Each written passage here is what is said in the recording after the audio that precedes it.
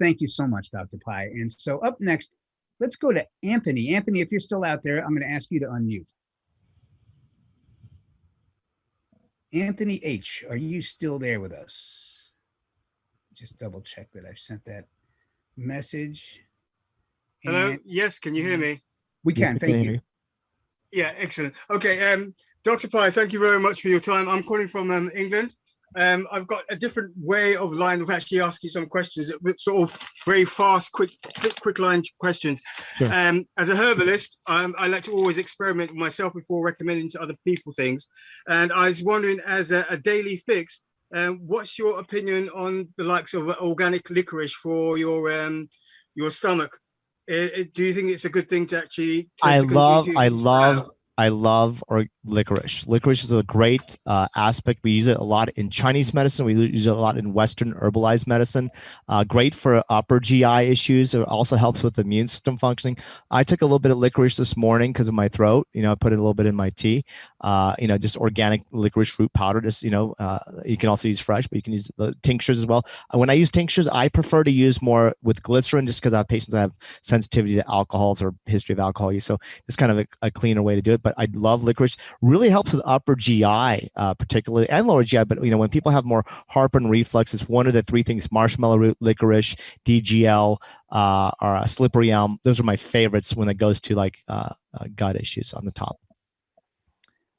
That's great. Thank you, Dr. Pai. And up next, let's go to Yaron. Yaron, if you can unmute yourself. Hi. Yeah, hi. Hello. Thank you very much for the great presentation. Thank you. I have a quick question with regarding to the absorption of the Bosmeric SR that you recommend and any other pill.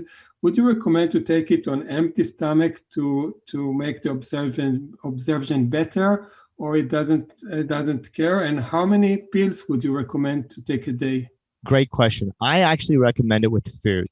And the reason being the following is that since we put 20% gingerol, which is the highest amount of gingerol worldwide in the tablet, it can be pungent. It can have a little bit of a kick, and it's bi-layered. So one of the layers you'll see is turmeric and black pepper. The other one will be the boswellia, the ginger, and black pepper. So when the machine is bi-layering, layering to have that sustained release effect, that's releasing it slowly, is that sometimes the ginger can be the last layer of the outside. And so when you put it on, it can be a little bit of a bite.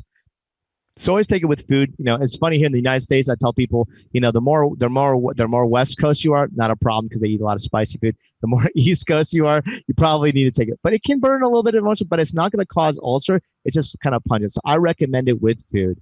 And the benefit is with ours is that you don't need to take it with fat. Everybody always wants to say you need to have curcumin with fat. That's when you're cooking turmeric. That's why we put coconut oil in a yellow curry, or we put a little bit of ghee in a pan, for example, if someone was cooking in a restaurant or something like that. But, since it's bilayered sustained release, we don't need to have it absorbed just in the stomach. We're actually having it released throughout the GI tract, which actually makes the better efficacy because we're actually now stimulating the cascade effect in the microbiome of hundreds of different pathways. And so I would take it with food. The recommended daily dose is really 2 tablets twice a day. If you have no inflammation issues or no arthritis or back pain or chronic issue, just even 1 a day is fantastic because 8 hours sustained release, or even 1 twice a day. For those people who have a cancer problem or chronic inflammatory, they're flaring with colitis, easily 2-3 times a day would be the recommended dose.